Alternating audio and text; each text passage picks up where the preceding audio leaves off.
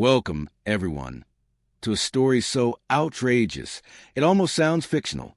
But I promise you, every detail is rooted in the maddening reality of Homeowners Association overreach. My name is Narrator's Name, and today I'm sharing the moment my peaceful suburban life unraveled, and how it pushed me toward a decision so extreme it ended up making headlines. It started innocently. I owned a beautiful home, my sanctuary, a place I had invested not just money but years of effort, care, and pride into. The backyard was my masterpiece, a wide stretch of perfectly trimmed grass framed by vibrant flower beds and carefully planted shrubs. It was where I found quiet reflection after long days, where my family gathered for summer barbecues, where the simple rewards of homeownership felt real and earned. At least, that's what I believed. One crisp autumn morning, I opened my mailbox and found a strange letter from the Homeowners Association. It wasn't the usual reminder about dues or lawn maintenance. This was an official-looking document outlining plans for the upcoming annual community celebration. I skimmed it casually at first, until my eyes froze on a single line. Under Event Locations, it read clearly, Homeowner's last name residence, main wedding ceremony and reception. A wedding at my house. No one had informed me. No one had asked. No one had even hinted. They had simply scheduled it. My stomach dropped. I immediately called the HOA office, my hands shaking with disbelief and rising anger. Mrs. Henderson, the HOA president, answered with her usual syrupy composure. "Oh, yes, Mr. Homeowner's last name," she said cheerfully. "We sent out a general notice last month. It was included in the community bulletin. According to the bylaws, community events may utilize common areas. And since your property is centrally located and so picturesque, it was deemed ideal. Common areas? My property is not a common area." I shot back. I argued. I reasoned. I demanded explanations. I even mentioned legal action. But Mrs. Henderson calmly repeated their interpretation of the bylaws. According to her, the association retained the authority to designate any property within the neighborhood for community use, provided they gave reasonable notice. Apparently, bearing a vague reference in a newsletter qualified as reasonable. The wedding was scheduled for 2 weeks later. 2 weeks. In 14 days, strangers would flood my backyard to celebrate a wedding I knew nothing about, in a space I had cultivated for myself and my family. Desperate, I consulted attorneys.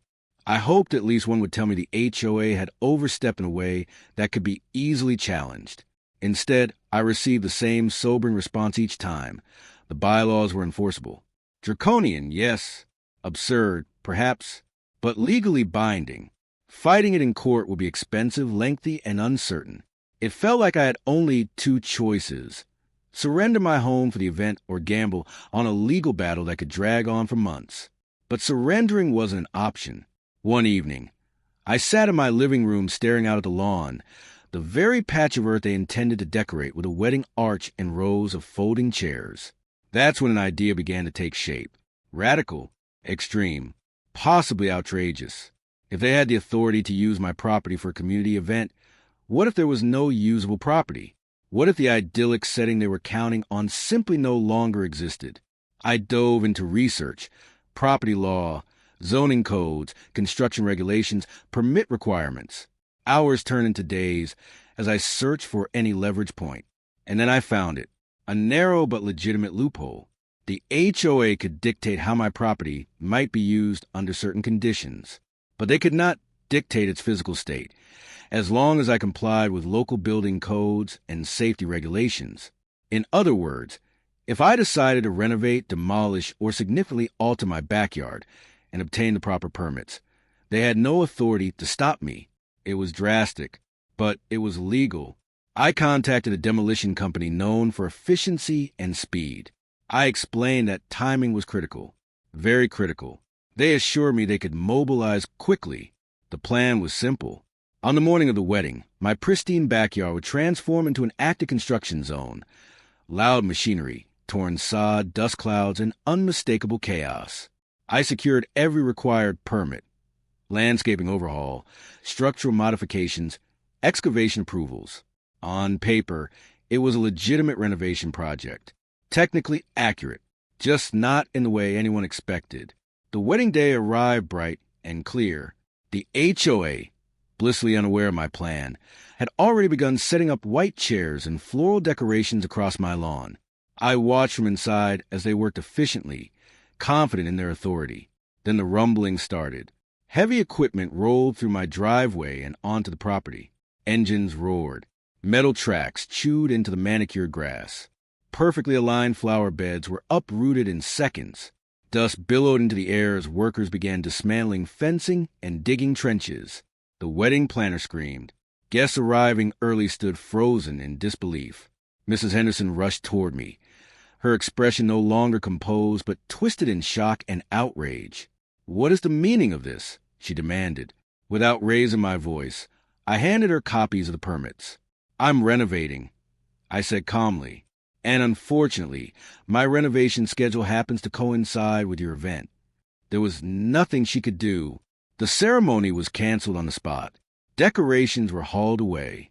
Vendors packed up in frustration. The bride and groom, strangers to me, were forced to relocate their celebration. The HOA attempted to pursue legal action, but my documentation was airtight.